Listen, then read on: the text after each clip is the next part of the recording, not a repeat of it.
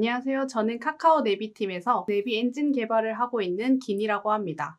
오늘은 카카오 내비가 어떻게 사람들의 경험을 바꾸어 왔고 앞으로 어떻게 여러분들의 경험을 바꿀 것인지 흥미로운 데이터와 프로젝트에 대해서 얘기를 해보려고 합니다. 여러분, 내비를 사용하지 않던 시절 기억나시나요? 제가 어렸을 때는 여행 목적지까지 무사히 도착하기 위해서 많은 우여곡절이 있었습니다. 아버지께서는 보이는 사람마다 불러세워서 목적지까지 가는 길을 물어보셨는데요. 의사소통이 정확하지도 않았고 아예 잘못된 길을 알려주시는 분도 계셨습니다. 저는 모르는 사람에게 말을 거는 것이 너무 무서워서 이렇게 생각했습니다. 와, 나중에 커서 혼자 어떻게 운전하지? 이제는 내비 하나만 믿고 처음 가는 장소도 걱정 없이 찾아갈 수 있습니다.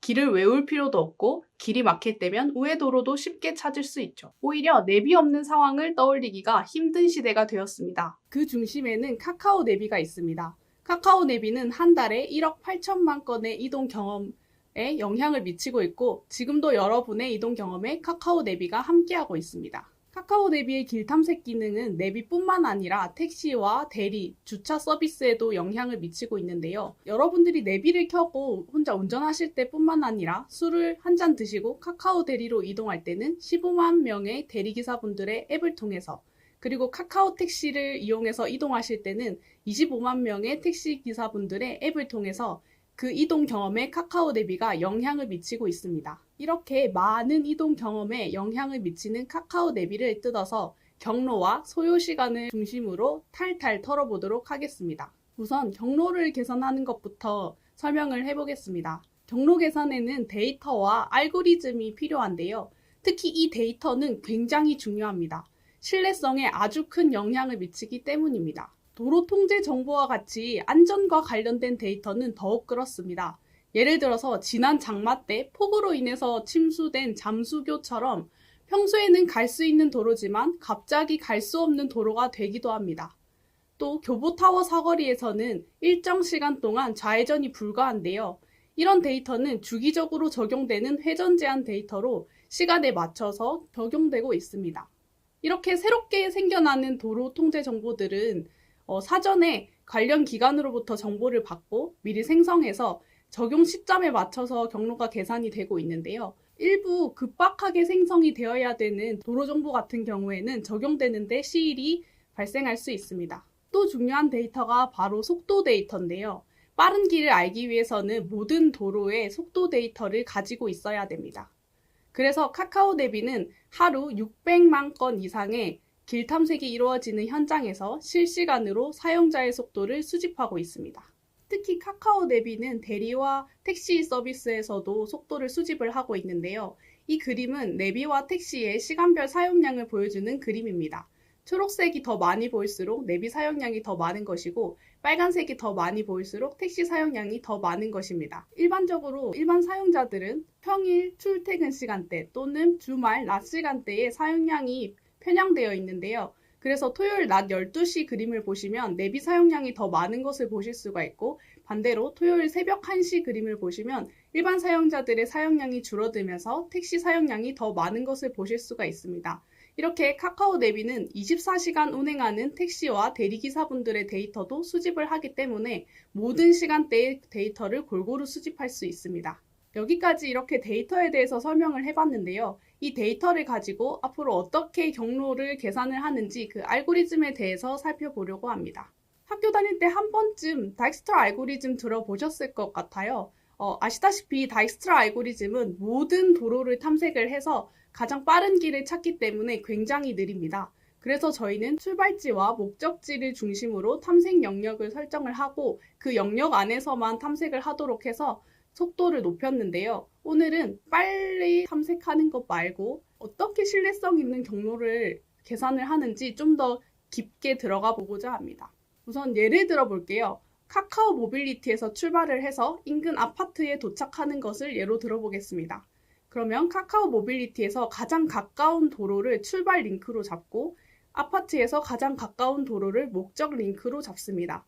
그런 다음 출발 링크에서 갈 수 있는 모든 도로를 탐색을 하기 시작을 하는데요. 이때 이 경로에 대한 소요 시간을 계산을 하게 됩니다. 이 소요시간은 빠른 길을 찾는 데 굉장히 중요한 역할을 하기 때문에 실제 도로 상황을 반영을 하는 것이 중요합니다. 소요시간은 도로 통과 시간과 회전 시간으로 계산이 되고 있고요. 도로 통과 시간 같은 경우에는 실시간으로 수집된 속도를 반영을 하고 있고, 회전 시간 같은 경우에는 이전 도로에서 직진이었는지 우회전이었는지에 따라서, 또 신호등 여부나 직진 차선 여부에 따라서 다르게 계산을 하고 있습니다. 그래서 여기서 중요한 것은 실제 도로 상황을 최대한 반영하는 값이 계산되도록 하고 있다는 것입니다. 이렇게 소요시간만 잘 계산을 해주면 소요시간이 짧은 도로를 우선적으로 확장을 하고, 목적 링크에 도착을 할 때까지 확장, 소요시간 계산, 확장, 소요시간 계산 이렇게 반복을 하면 끝입니다. 그런데 초기 경로가 실시간 속도를 기준으로 계산이 됐다 하더라도 이 속도는 출퇴근 시간이거나 사고가 나게 되면 급격하게 변하게 됩니다. 그래서 경로를 받아서 주행을 하시다 보면 경로가 계속 바뀌는 것을 보실 수가 있을 거예요. 카카오 내비는 5분 단위로 경로상 교통 정보를 확인을 해서 급격히 변했을 때 재탐색을 해서 실시간 빠른 길을 적용을 하고 있습니다. 그런데 여기서 또 다른 문제에 대해서 생각을 해보도록 할게요. 내비가 무조건 빠른 길로 안내하면 어떻게 될까요? 2분 차이로 골목길을 100m 더 운전해야 되는 상황이 생긴다면 사용자는 어느 쪽을 선택할 것 같으세요? 아니면 2분 차이로 1,000원을 더 지불을 해야 된다면요? 이렇게 다양한 상황이 발생을 할 수 있기 때문에 길 탐색을 할 때는 소요시간이 아니라 가중치라는 것을 계산을 하고 있고, 이때는 소요시간의 요금과 골목길 여부들을 시간으로 환산을 해서 계산을 하고 있습니다. 그리고 이 시간, 요금, 골목길 여부를 얼만큼 반영을 할지는 고객님들의 목소리를 들어서 조율을 해 나가고 있습니다. 여기까지 경로를 어떻게 계산을 했는지 얘기를 해봤고요. 이제 앞으로는 실제로 소요시간이 어떻게 계산을 하는지 얘기를 해보도록 할 건데요. 경로 말고 소요시간만을 보기 위해서 길 탐색을 해보시는 분들도 꽤 있으실 거예요. 여기서 주목해야 할 점은 소요시간은 실시간 속도가 아니라 예측 속도 시스템에서 생성하는 예측 속도를 사용하고 있다는 것입니다.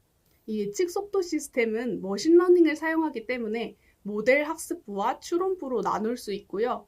이 모델 학습부에서 사용할 학습 데이터는 장기 예측 시스템과 전처리 서버에서 제공을 하고 있습니다.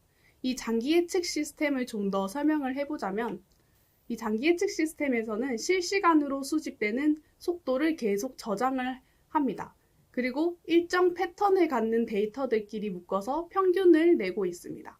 이 패턴 같은 경우에는 예를 들면 월요일 같은 경우에 출근과 퇴근 시간의 속도가 낮아지는 것을 보실 수가 있고요. 반대로 일요일 같은 경우에는 낮 시간대의 속도가 낮아지는 것을 보실 수가 있습니다.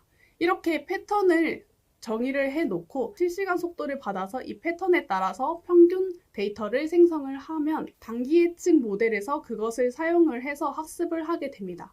단기 예측 모델 학습은 그레디언트 부스팅 트리를 사용을 하고 있는데요.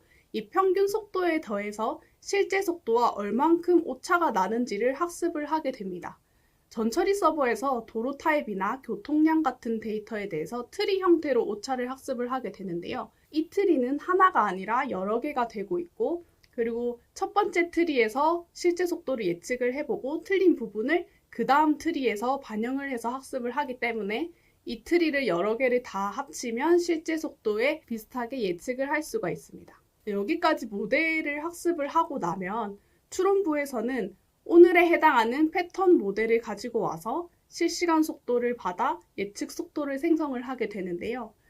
이렇게 패턴별로 에러가 낮은 모델을 사용을 하기 때문에 이 예측 속도의 정확도가 높아질 수 있습니다. 그리고 여기서 더 나아가서 앞으로 이제 CNN, LSTM, 그리고 GNN 같은 딥러닝 모델들을 테스트를 해 나가면서 정확도를 더 높이기 위한 작업 중에 있는데요. 내년에 좀 더 기대해 주시면 좋을 것 같습니다.